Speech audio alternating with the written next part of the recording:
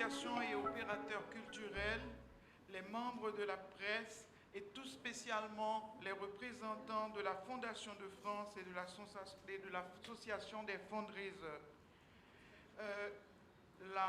Le collectif 2004 Images Haïti et la Fondation Culture Création saluent votre présence ici et on souhaite que ces 2 jours de travail seront des jours qui nous permettront de faire le tour de la question du mécénat et de la philanthropie en Haïti et surtout de faire des propositions objectives qui nous permettront d'avancer sur ce dossier. À l'inauguration des premières rencontres du mécénat en octobre 2013, la Fondation Culture Création avait noté la menace qui pesait sur les principales institutions et entreprises culturelles haïtiennes suite à la désaffectation progressive du soutien financier international. Cette situation a motivé le collectif 2004 Images Haïti et la Fondation Culture Création à mobiliser les secteurs privés et d'État autour de l'idée du développement d'un mécénat culturel haïtien. La Fondation de France, institution vieille de 45 ans, qui, après le séisme du 12 janvier 2010, a apporté une aide considérable à la relance de différents secteurs d'activité par la création des fonds pour les initiatives locales, les FIL, s'est engagée à accompagner cette réflexion. 2 jours de conférences, tables rondes et ateliers ont permis une première évaluation de la situation et ont abouti à la mise en place d'un groupe de réflexion coordonné par la Fondation Culture Création sur les questions de fiscalité apportées au devant des responsables étatiques. Compte vous sera rendu plus tard des résultats de ce groupe de travail. À partir de ces expériences, nous avons pu observer la masse d'énergie potentielle dans le domaine de la solidarité citoyenne, sous-utilisée par manque de savoir-faire et d'information.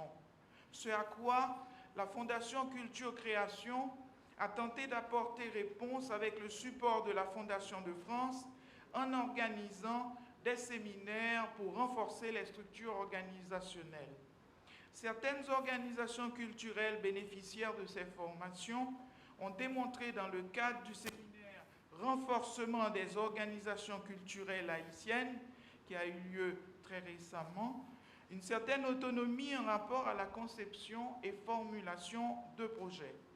Ces associations auront besoin, cependant, des outils nécessaires pour sortir du volontariat, organiser leur action citoyenne et renforcer leur efficacité pour une mise en confiance des bailleurs.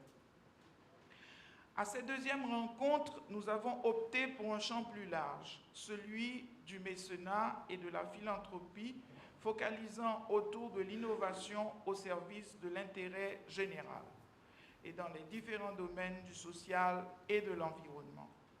Avec l'Association française des fundraisers, le collectif 2004 Images Haïti et la Fondation Culture Création se sont associés pour fournir une compétence à la collecte de fonds. Avec la Fondation de France, ces associations ont élaboré une 2e édition de la publication Repères pour le développement du mécénat et de la philanthropie en Haïti. Un condensé précieux de ces actions dans le temps et dans l'espace, dans lequel nous découvrons une tradition de philanthropie remontant à la naissance de la nation haïtienne, une pratique de solidarité génératrice de liens sociaux chez les jeunes, notamment en milieu scolaire. Cette publication nous permet aussi d'évaluer la formidable contribution de la diaspora haïtienne aux familles restées en Haïti. Les formes de solidarité individuelle, donc informelles, n'ont pas été négligées. Ces rencontres de mise en commun des gestes philanthropiques dispersés devraient nous rapprocher de la meilleure méthode pour rassembler ces énergies positives et les transformer en force du changement. Merci.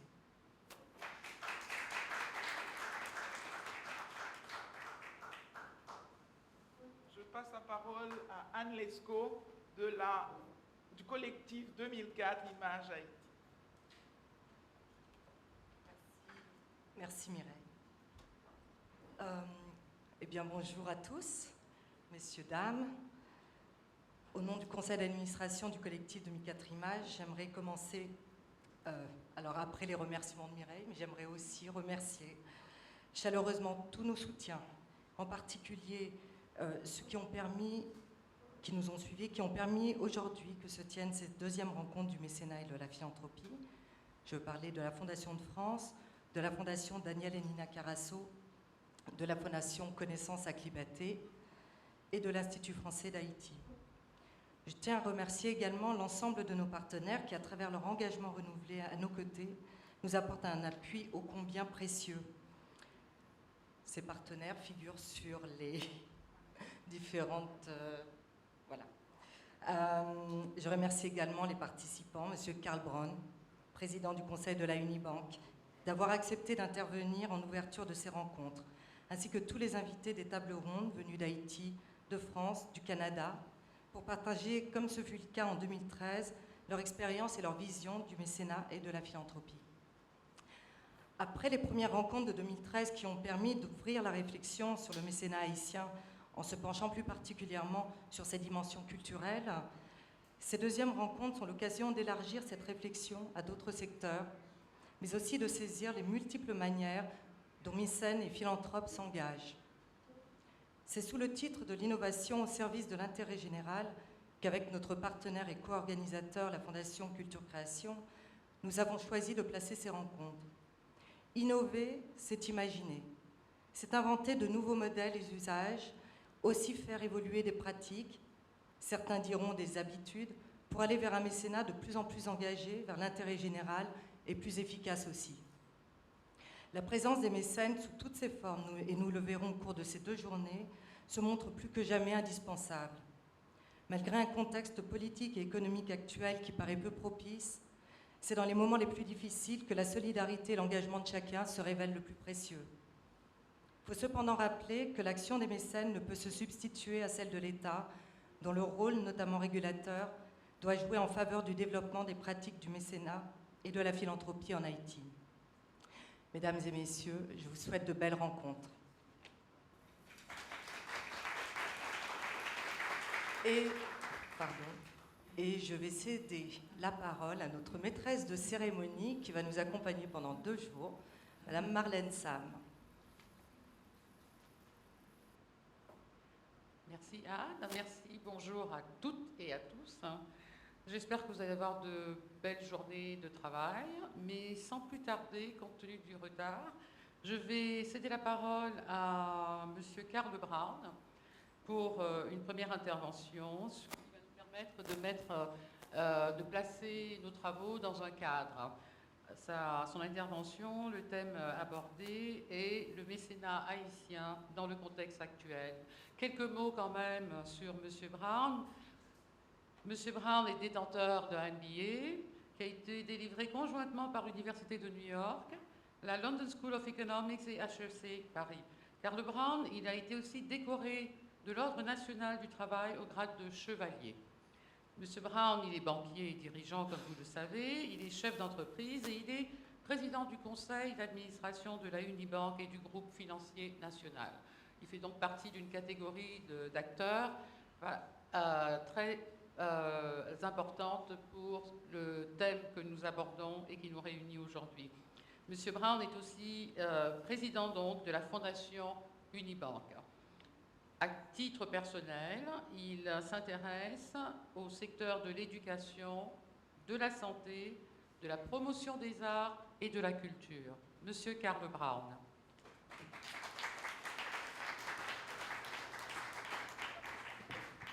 Bonjour et merci aux organisateurs pour l'invitation. J'interviens très rarement, mais quand le sujet m'intéresse, je prends le temps de participer. Et la philanthropie et le mécénat, je pense, sont en Haïti 2 sujets qui méritent beaucoup de réflexion. Et je crois que souvent, on sous-estime l'importance que les Haïtiens accordent à ce secteur.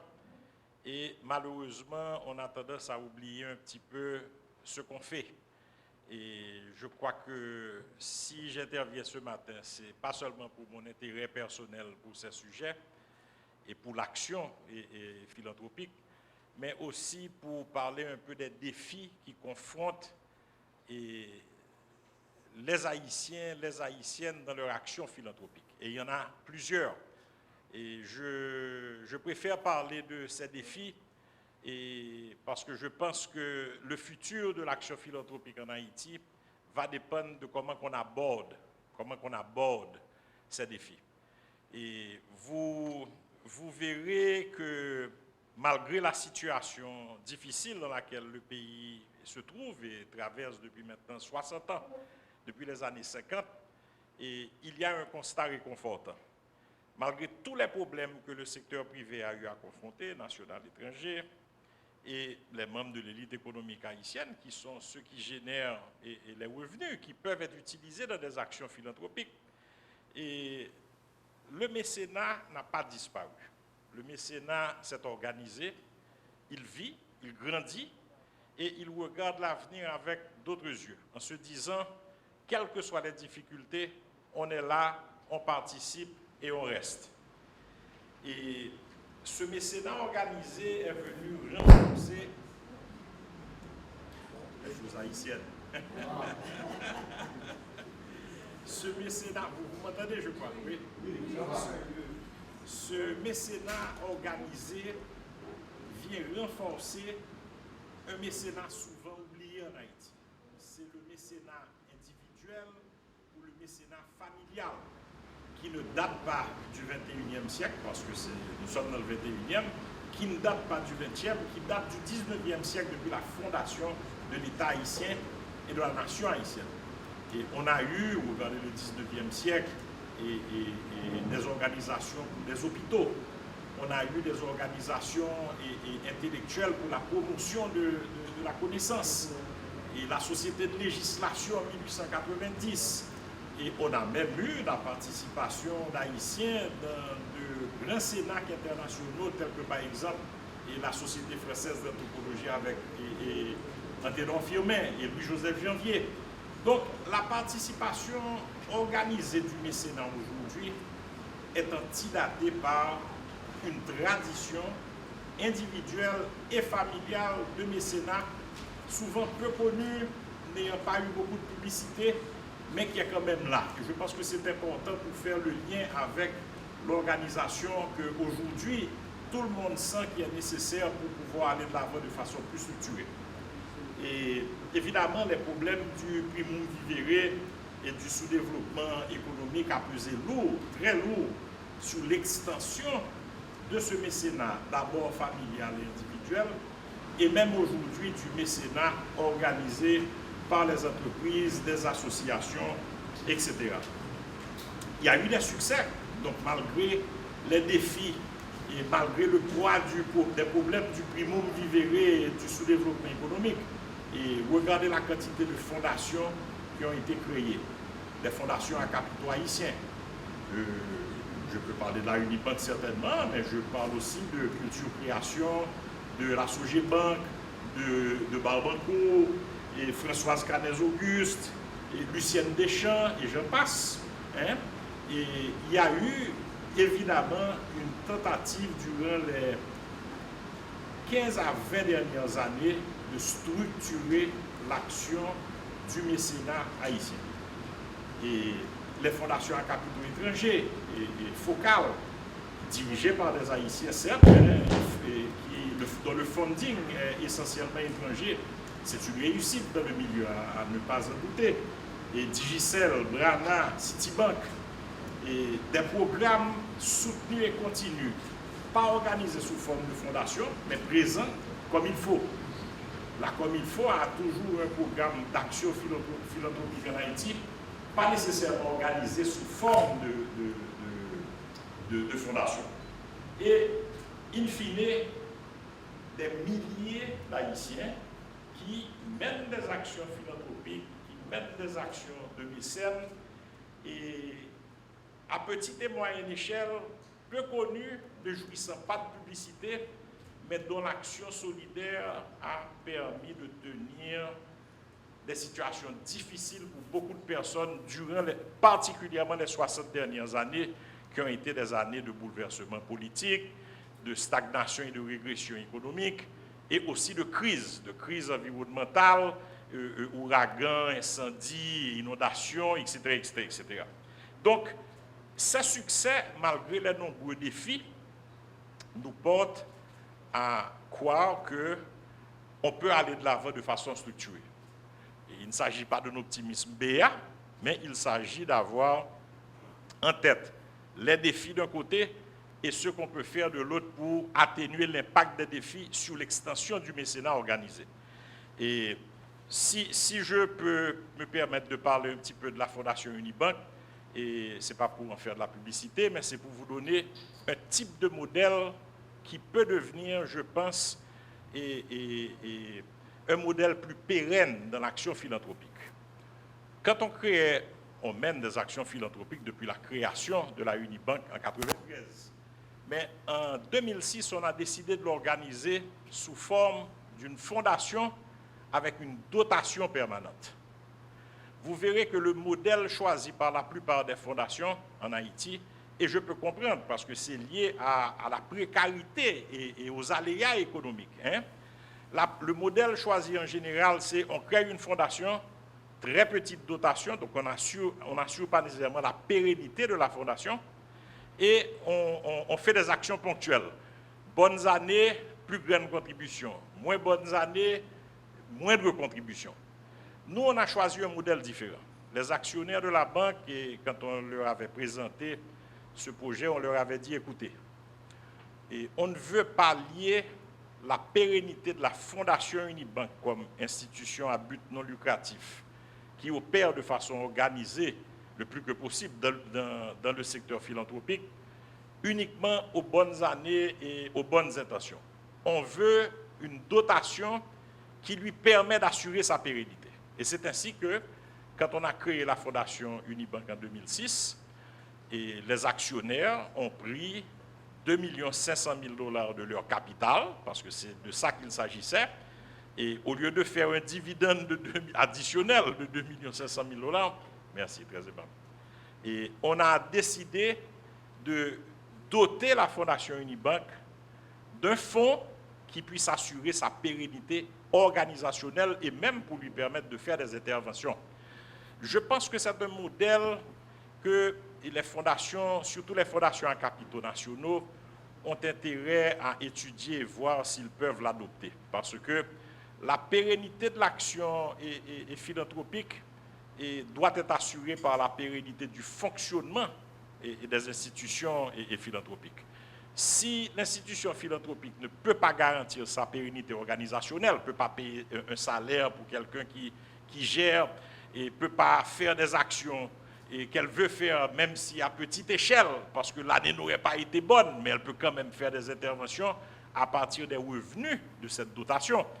Et exemple, les 2 500 000 $ sont placés et à long terme et permettent à la Fondation Unibank, bon an, mal an, avec ou sans contribution additionnelle annuelle, de générer des revenus minimum de 150 000 $ américains par an. Donc le modèle, je pense, de la dotation, de la fondation à dotation, mérite une réflexion. Maintenant, je peux comprendre que certaines fondations et à capitaux nationaux surtout ne peuvent pas prendre 2 500 000 $ d'un coup et le mettre dans leur fondation. Par contre, la constitution de la dotation peut se faire sur une période, comme le capital social des entreprises est libéré sur une période. Et cette dotation, je pense, ce modèle permettrait de mieux organiser et de mieux assurer la pérennité des fondations haïtiennes et dans le futur. Bon, nos domaines de mécénat sont nombreux, mais on priorise grosso modo 5 domaines qui sont l'éducation. Et de loin, je pense, le point essentiel de notre action durant ces dernières années, la promotion du livre des bibliothèques et des recherches académiques, les arts et la culture de façon générale, parce que la Unibank, depuis sa fondation, avait choisi ce secteur qu'il considérait être le secteur le plus vibrant de la vie nationale. Et la santé, et on a eu à faire plusieurs interventions à ce niveau, et que ce soit en numéraire, même en participation. J'ai été membre du conseil d'administration de l'hôpital général.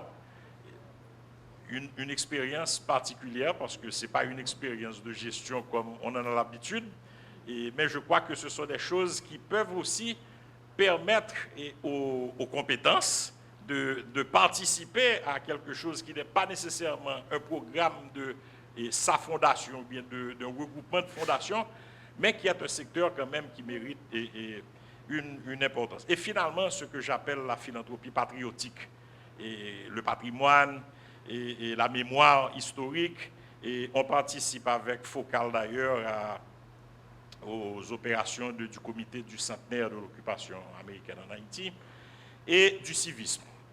Voilà les domaines dans lesquels on a... Et tous ces domaines sont liés aussi à la réflexion qu'on ne peut pas tout faire. Il faut choisir, il faut segmenter. Et je pense que si par nos moyens on a pu couvrir 5 secteurs, d'autres fondations ne pourront pas couvrir 5 secteurs, ne pourront pas couvrir 3 secteurs. Et il faudra se segmenter, se spécialiser, d'où l'un des défis sur lesquels je vais venir tout à l'heure, la question du regroupement des mécènes organisés en Haïti, individuellement, mais pas en association. Donc, notre philosophie est basée sur le principe de la double rentabilité. J'aurais préféré vous dire la triple rentabilité. Parce que nous sommes, nous-mêmes à la Unibank, toujours conscients de 3 niveaux de rentabilité. Une rentabilité économique qui garantit tout le reste, parce que sans rentabilité économique, pas de rentabilité sociale et pas de rentabilité environnementale. C'est le 3e niveau de rentabilité que j'aurais aimé soulever. C'est pas là. Pourquoi? Parce que je ne pense pas qu'une entreprise haïtienne aujourd'hui peut dire qu'elle est structurée de façon rentable d'un point de vue du respect de l'environnement. On peut essayer, on essaye. Donc je ne l'ai pas inclus là, mais en réalité, c'est ce que les mécènes et les philanthropes anglo-saxons appellent le triple bottom line, c'est-à-dire la rentabilité économique, la rentabilité sociale, la rentabilité environnementale. Haïti n'est pas encore là, la Unibank n'est pas encore là. Mais chaque fois qu'on fait un investissement, on se demande est-ce qu'on peut mettre du solaire, est-ce qu'on peut réduire l'utilisation du gazoil, pas seulement pour des raisons économiques, parce que ça contribue aussi à une rentabilité environnementale. Mais c'est un sujet difficile jusqu'à présent pour les entreprises haïtiennes, donc je ne l'ai pas inclus ici. Donc, et tout ce qu'on a fait au niveau de la fondation Unibank est venu aussi tenir la main aux actions, pas des actions de mécènes, mais des actions qui montrent un profond engagement social, qui est de favoriser l'inclusion financière. La Unibank aujourd'hui a 800 000 clients. Plus de 40% des déposants haïtiens sont des clients de la Unibank. On a introduit le crédit agricole. On a vulgarisé le microcrédit. Je peux vous montrer de grandes banques françaises qui mettent le microcrédit comme l'une de leurs actions philanthropiques. Le microcrédit national chez nous n'est pas une institution philanthropique, mais elle a une action sociale importante parce qu'elle ouvre le crédit à des gens qui auparavant n'avaient pas de crédit. Le crédit agricole touche tous les 10 départements ici en Haïti. L'inclusion financière est un puissant élément de l'engagement social de notre groupe, même s'il est mené non pas par la fondation, mais par l'institution à but lucratif qui est la Unibank. On a différentes formes principales de mécénat, mais il ne faut pas se leurrer. La principale forme de mécénat en Haïti, c'est le numéraire. C'est l'apport en espèces, parfois en nature, mais c'est ça qui est, et je suis d'accord, on peut regarder le crowdfunding, on peut regarder, parce que l'innovation, il ne faut jamais s'arrêter de l'analyser. La modernisation requiert qu'on l'analyse. Mais il ne faut pas non plus penser que c'est ça qui va contribuer de façon énorme à l'augmentation de l'action philanthropique en Haïti. Et en moyenne, durant les dernières années, nos interventions se sont chiffrées à environ 500 000 $ US. non seulement par les revenus générés par la dotation, et je reviens à la dotation comme élément important, c'est ça le plancher, plus maintenant les apports venant de l'entreprise et elle-même qui est la Unibank. Maintenant, et ça a été un succès comme d'autres fondations en Haïti, chacun a des niveaux différents compte tenu de leurs moyens, mais tous des succès de par le fait qu'ils ont pris la décision de mener une action philanthropique organisée. Et toutes ces institutions font face à des défis. Il y a des défis qui sont des défis à plus long terme, il y a d'autres qui sont des défis à plus court terme. Et il y a des défis qui sont évidents, mais qui ne sont pas adressés de façon directe. Et je pense que je vais vous donner 10 exemples, je vais plus vous en donner 20. Je suis certain que tous ceux d'entre vous qui interviennent dans le domaine avaient des défis auxquels vous faites face et qui sont des choses qui doivent être abordées. Peut-être que vous vous retrouvez dans certains d'entre eux. Je commencerai par parler du défi principal, le défi majeur, qui est l'absence de croissance économique. Une action philanthropique, une action mécène dans un pays exsangue qui ne génère pas de croissance économique est par définition limitée. Il y a quelques-uns qui peuvent faire plus que d'autres, mais l'action philanthropique de façon macro est limitée par cette absence de croissance et de progrès social que nous constatons dans le pays. Et en particulier, moi je qualifie cette situation de syndrome de stagnation-régression. On stagne pendant 3, 4, 5 ans et on régresse pendant 5, 6 ans. Et on fait une petite croissance pour essayer de remonter. On remonte, mais toujours à un niveau plus bas comparé aux dernières 5 années de croissance. Et en général, ce syndrome de stagnation-régression est le plus grand défi auquel le mécénat haïtien fait face.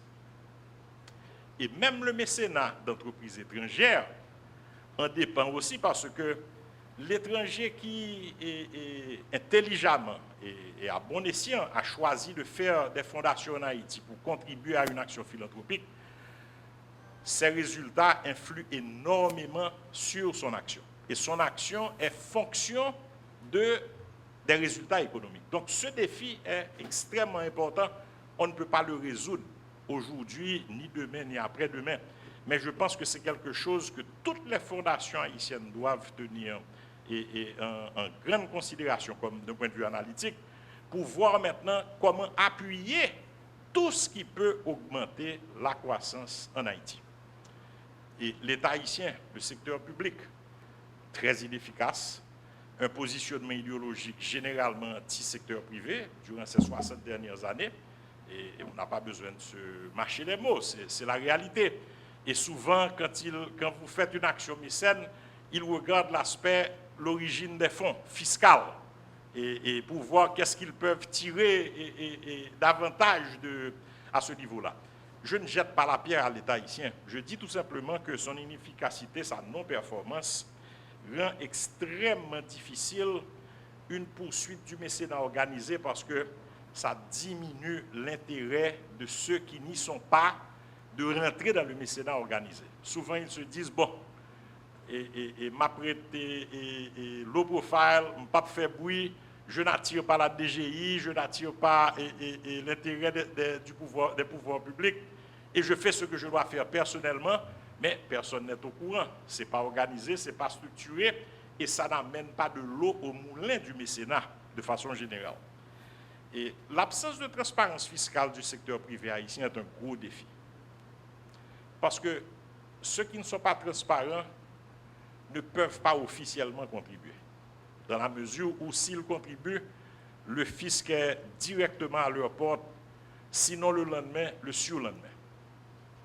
Et c'est un problème réel, dans la mesure où, et je ne vais pas dire est-ce qu'ils ont raison, ils n'ont pas raison, nous on a choisi la transparence fiscale, d'autres l'ont choisi aussi, et sans la transparence fiscale, c'est difficile d'avoir un mécénat organisé parce que ça limite le montant des contributions et la publicité donnée aux contributions. Et un quatrième défi, qui a la vie dure, d'ailleurs, ce sont les lois haïtiennes qui sont inadaptées et vieilles, surannées. Les lois sur les fondations remontent au président Vincent en 1934, avec quelques amendements sous le président Magloire en 1953. Voilà maintenant que nous sommes en l'an 2015, les lois sur les fondations n'ont pas été touchées ni regardées depuis 61 ans. Un mécénat organisé ne peut pas espérer croître avec des lois de ce genre qui ne répondent pas aux actions d'aujourd'hui. Et la reconnaissance d'utilité publique, la loi date de 1921. Le président Borno, elle n'a jamais été remaniée depuis 1994 ans. En 6 ans, on fête cette année les 100 ans de l'occupation américaine, je dis on fête, on se remémore des 100 ans de l'occupation américaine cette année. En 2021, on va fêter 100 ans d'une loi de la reconnaissance d'utilité publique qui n'a jamais été remaniée depuis lors et qui rend extrêmement difficile l'obtention de la reconnaissance d'utilité publique pour ceux qui interviennent dans le mécénat organisé. Et il n'y a pas de loi en Haïti sur les associations type loi française d'association et 1901. Ça n'existe pas en Haïti. Donc là encore, le mécénat organisé qui aurait pu dire, bon, je ne veux pas me structurer sous forme de fondation parce que je n'ai pas de dotation, je préfère le format d'une association type 1901 en France, en Haïti. Une association, bon, ça n'a pas de personnalité civile. Les fondateurs ont une personnalité civile. Ils peuvent aller à la banque, 5 d'entre eux, et ouvrir un compte en banque. Et utilisant le nom de l'association, parce qu'on connaît les personnes physiques. Mais légalement, l'association n'a pas de moyens d'intervention parce qu'elle n'existe pas comme personne juridique. La loi sur les ONG date de 89. Beaucoup de problèmes là. Beaucoup de problèmes. Et ça mérite qu'on se penche là-dessus. Et nous n'en parlons pas, la loi de l'impôt sur le revenu, qui, oui, depuis 86, et c'est la seule fois en 86, d'ailleurs, ce n'est pas par hasard, le secteur privé avait beaucoup participé à commenter sur cette loi. C'est en 86 que le principe de déduction à hauteur de 20% des revenus individuels ou d'entreprise a été entériné. Depuis lors, jamais un changement, jamais une approche, jamais rien en ce qui concerne la capacité de quelqu'un de faire un don et qu'est-ce que ça représente pour lui d'un point de vue fiscal. Je prends un exemple. On a fait une dotation de 2 500 000 $ à la Fondation Unibank. On a pu prendre ceci comme un élément non taxable parce qu'on avait des profits qui dépassaient 5 fois 2,5 millions l'année de la Fondation.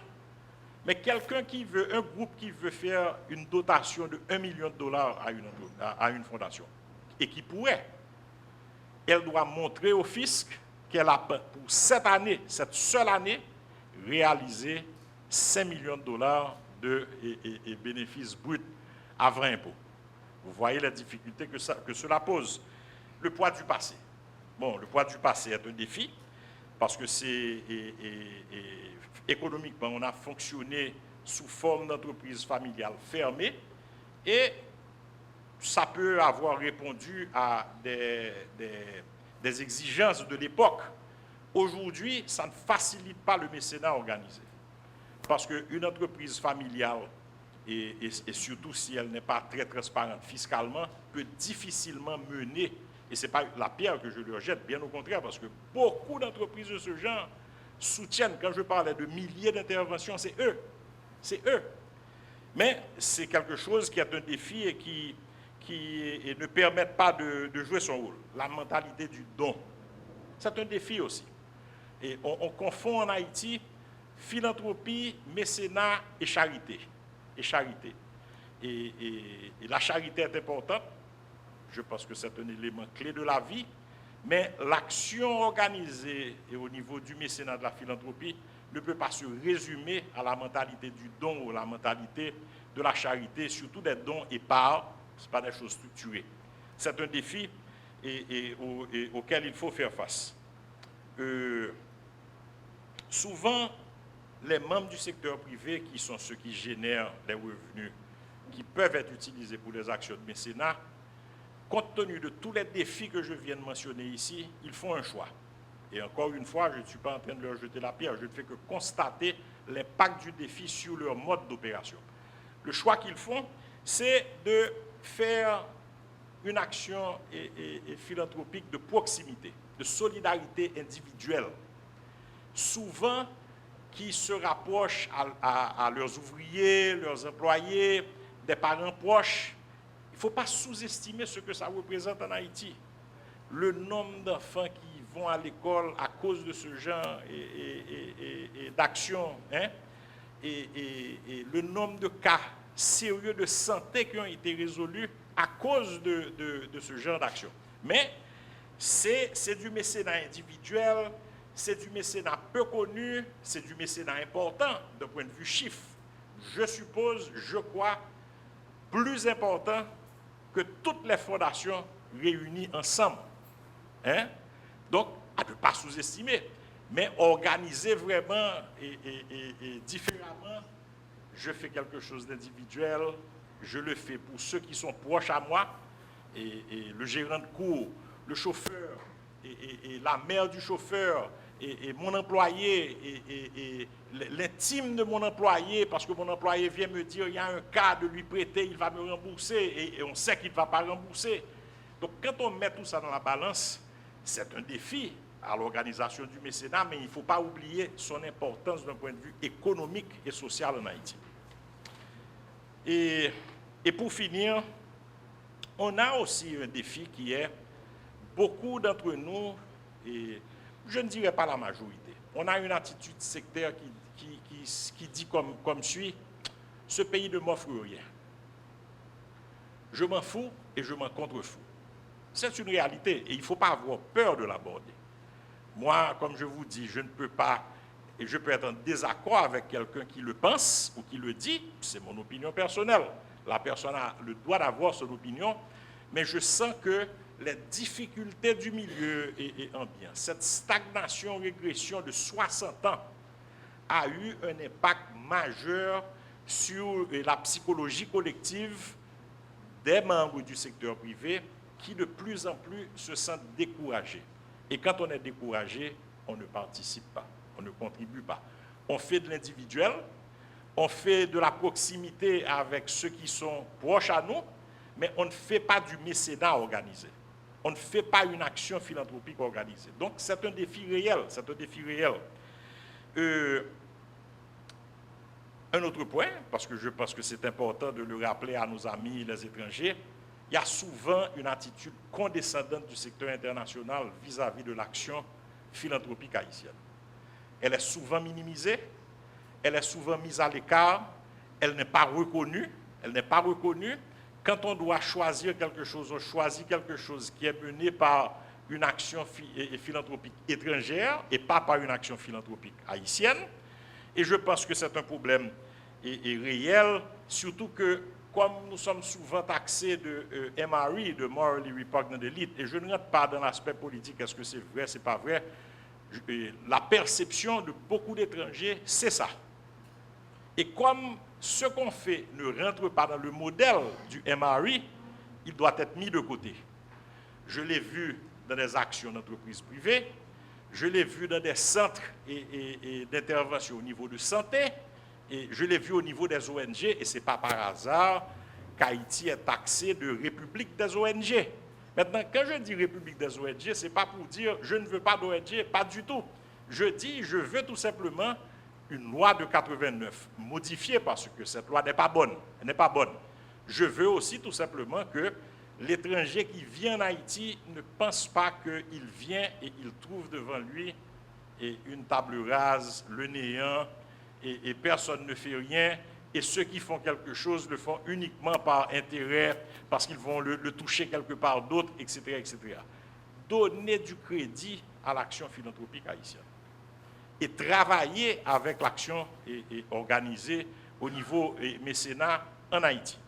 Et je pense que c'est important pour que le secteur international, qu'il soit privé ou public, garde ça en tête quand il aborde un pays comme Haïti. Nous avons nos problèmes, nous avons de sérieux problèmes, mais nous avons aussi des choses qui ont fonctionné, qui marchent et qui marchent bien. Et in fine, en fin de compte, cette discontinuité dans le processus de développement économique et politique a vraiment empêché de soutenir un momentum structurant. J'utilise le mot momentum qui est un mot anglo-saxon, mais je pense qu'il traduit bien ce que je veux dire. Vous pouvez avoir un momentum qui vient de petites périodes de croissance économique. Vous regardez la croissance économique post-séisme. Il y a eu ruée, certains diront vers l'or, d'autres diront vers l'aide à Haïti. Ça a duré 3 ans. 10, 11, 12.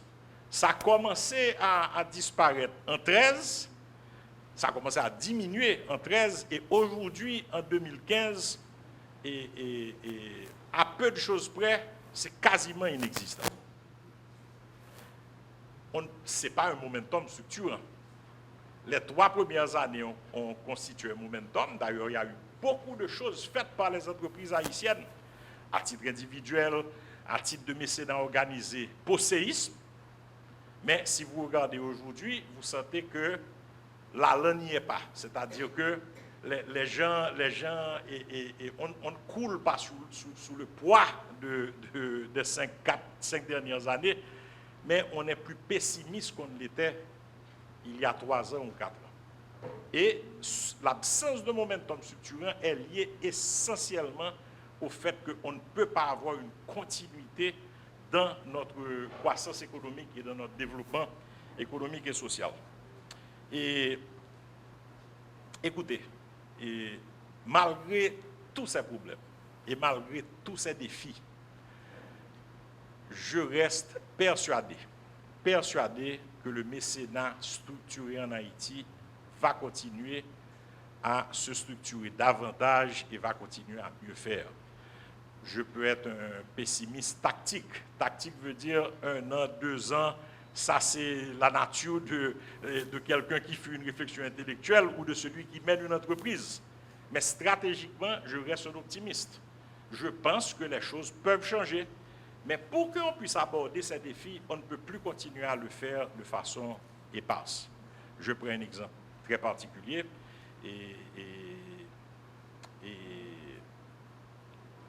Il faut qu'on ait, je le crois, une association structurée avec des collaborateurs permanents qui peuvent obtenir des appuis ponctuels, tant nationaux qu'étrangers, pour travailler sur ces défis. Il y a des défis sur lesquels cette association de mécènes, de philanthropes, appelez-la comme vous voulez, ne pourra pas vraiment venir changer les choses. Exemple, la situation économique ou politique. Et elle peut être consciente de son impact, mais il ne peut pas changer. Par contre, les lois sur les fondations de 34 et 53, pourquoi on ne peut pas proposer de nouvelles lois? Je suis certain qu'on trouvera un appui, par exemple de la Fondation de France, d'un point de vue légal pour nous aider à structurer. Je suis certain que localement, beaucoup d'entre nous feront une contribution additionnelle pour prendre 1 ou 2 personnes ressources du côté juridique pour travailler sur ça, pour venir avec une nouvelle loi. Donc, je pense qu'il faut se fédérer, il faut faire, et pas seulement au niveau association, même au niveau co-funding, hein, pas crowdfunding, co-funding. Je pense qu'il n'y a pas suffisamment de co-funding en Haïti. On a beaucoup de sponsors pour certaines choses. Je prends un exemple. Focal et la Fondation Unibank travaillent avec le comité du centenaire pour la remémoration de l'occupation. Et on aurait pu être 10 fondations à participer dans quelque chose de ce genre. Évidemment, si ça rentre dans votre domaine d'intérêt mais il y a d'autres choses qu'on pourrait faire. Et souvent, les questions d'entreprises qui ne sont pas liées, qui sont en compétition, et les questions de personnalité individuelle parfois, je pense qu'une association permettrait de mieux aborder la question du co-funding également. Hein? Donc, l'innovation et la modernisation, je suis tout à fait pour. Et je pense qu'il faut voir et bien étudier comment approfondir, comment étendre et structurer ce mécénat traditionnel de milliers d'Haïtiens individuels ou de petites entreprises, moyennes entreprises qui ne sont pas connues, mais qui, à mon humble avis, représentent la plus grosse contribution financière et aux actions philanthropiques de ce pays. Et les nombreux problèmes, bon, moi je vais me l'appeler une révolution de croissance, c'est ce que le pays aurait besoin, parce que cette stagnation-régression qui nous frappe depuis 60 ans, la seule chose qui peut balayer ça, c'est une révolution de croissance. Maintenant, Fondation Unibank, Fondation Culture Création, Fondation de France, on ne peut pas faire la révolution de croissance. Par contre, on peut dire au secteur public, si ça continue comme ça, nous sommes limités dans ce qu'on peut faire au niveau de notre action durant les prochaines années. Et j'ai parlé de cette association nationale qui regrouperait les fondations, ONG et autres acteurs importants du secteur social. Et je pense que je n'ai pas des idées préconçues là-dessus. Je ne sais pas exactement comment que ça devrait être structuré, mais je peux vous dire qu'il n'y a pas d'action regroupée. Il n'y a pas d'action regroupée et il n'y a pas de demande regroupée là où on pense qu'il y a des défis qu'on peut lever, particulièrement celles qui concernent les problèmes légaux. Et en dernier lieu, il faut continuer à travailler, il faut garder cet optimisme stratégique, mettre de côté le pessimisme tactique, garder l'optimisme stratégique et dire que si nous y sommes depuis tant d'années, nous y serons encore en 10 ans ou en 20 ans. Donc il faut garder, je pense, haut la flamme de la philanthropie en Haïti. Merci beaucoup. Je remercie les organisateurs de m'avoir invité.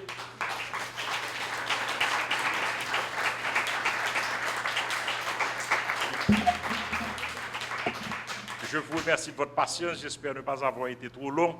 Et je vais moi-même malheureusement devoir et partir à cause de notre rendez-vous. Mais je suis à votre disposition si vous avez des commentaires ou des questions et des opinions contraires, à votre disposition. De la Fondation Culture Création. Et je pense qu'avant cette révolution de croissance, il nous faut une révolution de pensée. C'est ce qui va, pour moi, apporter cette révolution de croissance. Et la Fondation Culture Création et les fondations ici présentes pourront participer à cette révolution d'idées. Très bien, très bien, très bien. C'est pour le mécénat organisé. Tout d'abord, je tiens à vous féliciter pour cette brillante présentation.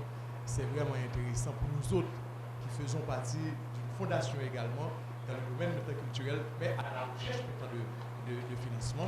Et c'est tellement difficile d'obtenir du financement. On peut se dire qu'on est en voie de disparition.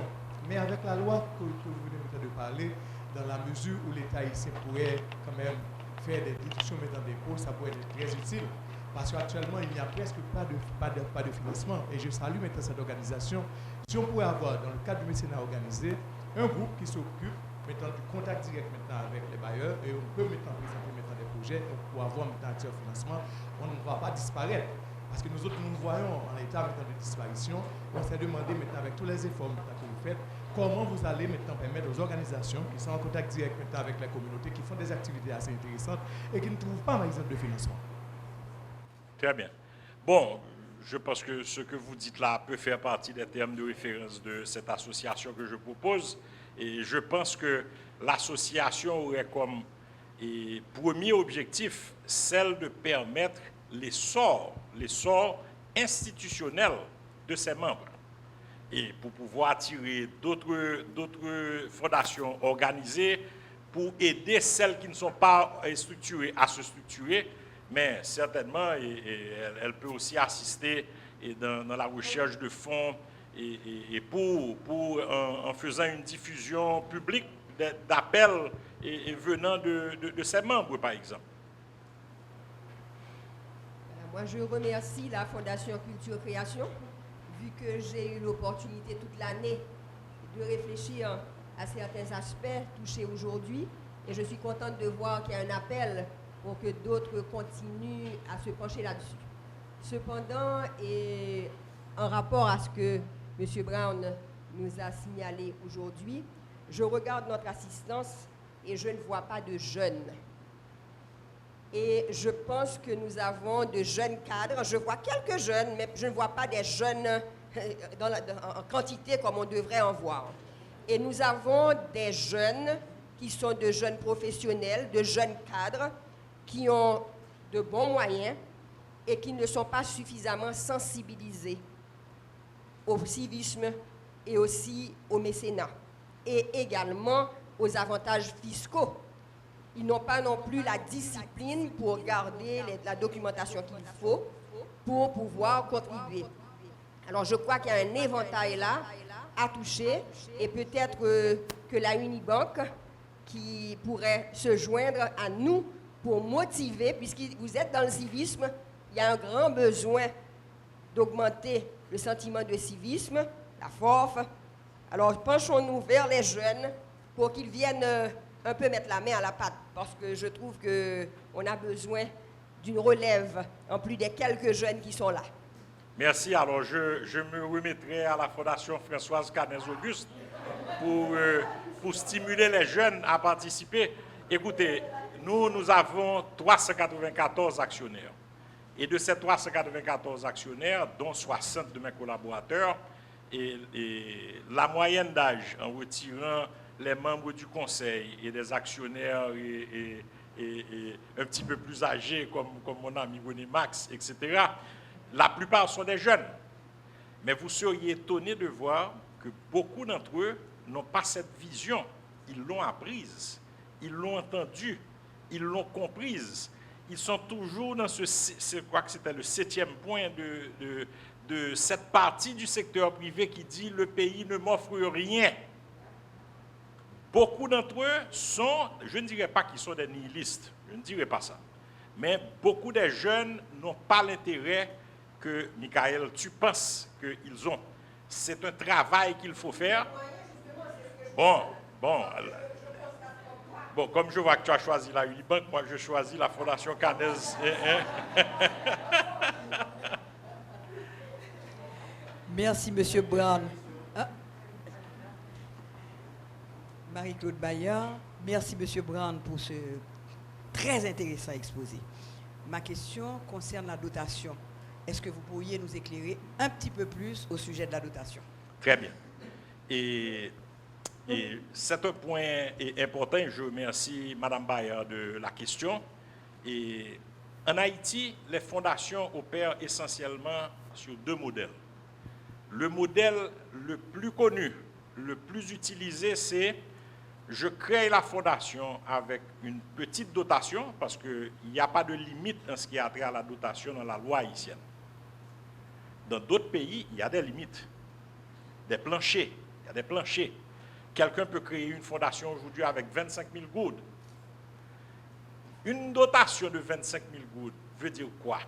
Ça veut dire que si on n'apporte pas ponctuellement ou chaque année quelque chose à la fondation, elle n'existe pas en réalité. C'est ce modèle qui prime.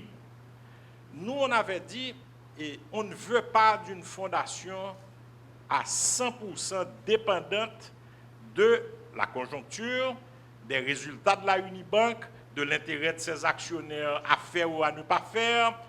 Et si ce sont les jeunes, heureusement que ce seraient les jeunes dans le futur, mais si c'est un jeune qui prend les commandes aujourd'hui et qui dit « ça n'a pas intéressé », qu'est-ce qui arriverait à ce moment à la fondation? Elle serait une fondation de nom, mais elle ne serait pas une institution organisée. Donc, on a décidé de faire une dotation qui permette à la fondation d'organiser et d'assurer sa pérennité. Sa pérennité voulant dire quoi? Et allons prendre l'exemple de la fondation Unibank. Avec des revenus de 150 000 $ US par an, elle peut avoir un staff, elle peut avoir pignon sur rue, et elle peut avoir même petit, des revenus annuels pour faire certaines interventions. Ça ne suffit pas. J'aurais préféré faire une dotation, à vous dire sincèrement, de 10 millions de dollars. Mais vous voyez, prendre 10 millions de dollars des actionnaires, ce n'est pas une petite affaire. Prendre 2 500 000, ce n'est pas une petite affaire, voire pour 10 millions. Il y a des actionnaires qui sont venus me dire, Carl, vraiment, c'est excellent. Mais est-ce que tu penses qu'on avait besoin de donner 2 500 000 $? Parce que quand vous donnez cet argent sous forme de dotation, vous ne pouvez jamais plus récupérer cet argent. Et c'est prévu dans les statuts et c'est prévu dans la loi. Nous, on a dit que si jamais on dissout la Fondation Unibank, la dotation qui est là ira à d'autres fondations qui font des actions similaires ou iront à la Croix-Rouge haïtienne. Ça, c'était notre choix. Mais la dotation, et c'est ça la difficulté pour convaincre un actionnaire ou un membre d'une entreprise familiale, quand il fait la dotation, elle n'est jamais plus récupérable. Elle fait partie des fonds de la fondation. On ne peut pas l'utiliser, on ne peut pas prêter de l'argent, on ne peut pas se reprêter de l'argent. C'est parti à tout jamais, dans le bon sens du terme, pour assurer la pérennité de l'organisation. Donc, je pense que les fondations de 25 000 gouttes, 100 000 gouttes et 5 000 $, ne peuvent pas tenir. 2, créer des problèmes pour celles qui sont structurées, qui sont transparentes, parce que souvent, vous voyez, elles font partie d'une importation de produits en franchise. Parce que, soi-disant, elles mènent une action dans une communauté. Et ce n'est pas ça qui est le but réel de cette affaire. Donc, c'est pour ça que moi, j'encourage le modèle dotation permanente de montant suffisamment important qui peut être constitué sur différentes années. Elle n'est pas obligatoirement, et nous, on l'a fait d'un coup. On l'a fait d'un coup. Mais une fondation qui veut se doter, je prends un exemple, de $1 million US de dotation. Aujourd'hui, ça peut facilement rapporter, disons, l'équivalent de 40 à 50 millions de revenus annuels. Hein? Ce $1 million peut être constitué sur 5 ans, peut être constitué sur 6 ans. Il y a aussi la contrainte des 20% qui ne joue que pour une année. Et le fisc, allez lui dire, je donne $1 million aujourd'hui, mais après, sous 5 ans, peut vous dire combien de millions sont sortis. Donc, il y a beaucoup de choses à voir, mais je pense que pour assurer la pérennité du mécénat organisé, le modèle de la dotation est le modèle à suivre. C'est aussi un engagement certain, parce que quand on prend de sa poche, on met la main dans la poche et on retire l'argent comme la pape tournait. Hein? Comme disait un commerçant et plus vieux que moi, ami, il me disait « sac à lait pas tourner ». Ça, c'était son opinion. Et c'est la même chose pour la dotation à la fondation. Sac sauti pas tourner. Donc vous faites la dotation et puis c'est terminé. Mais au moins vous avez une action qui peut être pérenne. Qui peut être pérenne.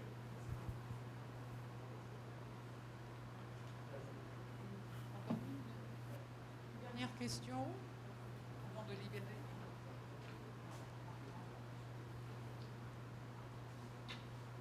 Bonjour. Bonjour, test. Bonjour tout le monde. Merci M. Brown pour cette belle présentation. J'ai beaucoup appris. Et entre-temps, il y a des mots qui ont retenu mon attention, comme défi, jeunesse, comme pérennité. Je suis Ginou Pierre Taverne, directrice justement d'une organisation à base communautaire qui s'appelle Récréation Haïti, qui se donne comme mission d'encadrer les enfants dans leur famille, dans leur communauté, afin d'éviter ce problème de reste avec qu'on a à Port-au-Prince en particulier. Donc maintenant, parlant de défis, vous avez parlé des défis des fondations. Maintenant, il y a le positionnement des organisations à base communautaire comme Récréation Haïti, qui ont des défis comme positionnement par rapport aux ONG qui sont là, qui soutiennent des activités, mais pas forcément les organisations à base communautaire, qui n'ont pas de financement pour ces genres d'organisations. Et aussi, il y a le secteur privé de notre côté qui investit surtout par rapport à ce que vous avez dit tout à l'heure, la proximité. C'est plus facile de trouver des fonds par rapport à la proximité. Le secteur privé individuel et familial, pas le secteur privé et organisé en fondation. Oui. Maintenant, ma question est la suivante. Comment la Fondation Unibank ou bien d'autres fondations qui sont ici ce matin contribuer à valoriser les initiatives, par exemple le bénévolat des jeunes, à s'engager dans leur communauté pour le développement des communautés rurales en particulier. Merci. Bon, écoutez, quand vous dites compte, c'est un jugement de valeur. Je comprends votre intérêt et je salue votre intérêt dans votre domaine, mais une autre fondation n'est pas obligée d'intervenir dans ce domaine. Vous voyez? Moi, je fais du crédit agricole lucratif, pas dans la fondation Unibank. Mais je donne du crédit à des gens qui n'avaient pas de crédit avant en milieu rural. Si vous allez à Trois-Bornes dans l'Antibonite, ou bien vous allez au Limbé, vous allez à Marfranc, vous trouverez des clients du crédit agricole du microcrédit national. Ça, c'est mon choix dans le rural. Unibank tout côté, qui est une carte de débit biométrique et qui vise à être présente dans 140 communes et 570 sections communales. Si devant section rurale. C'est un choix de la Unibank d'être présent dans la communauté rurale. Je n'étais pas obligé de le faire. J'y crois. Maintenant, la fondation n'est pas obligée de participer dans ce domaine. Par contre, ce que j'ai dit là, que je pense qu'il va dans votre sens, comme association, je dirais que c'est presque certain que vous n'avez pas de personnalité juridique. Bon, si vous l'avez, vous êtes une ONG, ou bien vous êtes une fondation. Mais si c'est une association, et je ne le dis pas, au contraire, je vous encourage, c'est pour vous dire d'abord honneur à ce que vous faites, parce que vous êtes en train de le faire malgré l'État haïtien. Malgré l'État haïtien. Mais vous savez, l'enregistrement au ministère des Affaires sociales et une note, une lettre au ministère de l'Intérieur et des collectivités territoriales n'est pas la personnalité juridique. Et vous verrez justement, l'un des défis principaux que j'ai soulevé là, c'était justement l'absence de loi et pour les associations comme la vôtre, qui en France serait une association de 1901. Elle aurait un cadre juridique, elle pourrait ester et demander en justice comme auprès des bailleurs. Vous savez qu'il y a des bailleurs qui ne vont pas contribuer directement à une action parce que vous n'avez pas la personnalité juridique, malgré tout ce que vous faites. Donc, je vous encourage et je vous dis que justement, ce point de la structure légale qui gouverne le mécénat en Haïti est un point majeur et ça doit aller depuis les fondations, les grandes fondations comme Canès Auguste et Digicel et Brana, etc., à la plus petite association qui aujourd'hui est marginalisée parce qu'elle n'a pas de statut juridique. Donc, moi, j'encourage justement, et je vous remercie de votre question.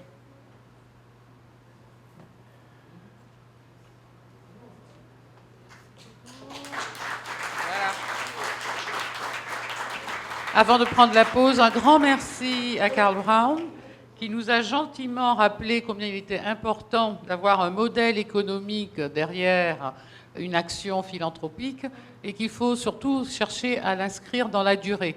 Nous allons parler des jeunes, nous en aurons l'occasion à nouveau demain et nous parlerons très probablement d'autres aspects qui permettront de dégager une vision partagée parmi ceux qui sont dans ce domaine du mécénat en Haïti.